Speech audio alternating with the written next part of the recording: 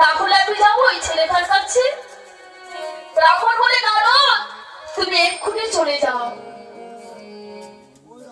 এবার নারদ সুতিকা গৃহে গিয়ে দেখলো কি না সেই ট্যাংরার মধ্যে ঢাকা একটা মাংস পিণ্ড ব্রাহ্মণের স্ত্রী মুখে জড়ি ধরে কাঁদছে।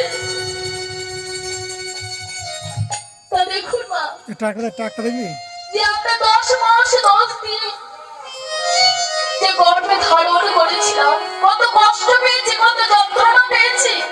হরি বল হরি বল। তার সেই স্ত্রীর গর্ভে তো সন্তান হয়নি, একটা মাংস পিণ্ড ব্রাহ্মণ স্ত্রী মুখে জড়ি ধরে কাঁদছে বলছে নারদ ওটা যে সন্তান হয়নি, ওটা যে আমার গর্ভে প্রসব হয়েছে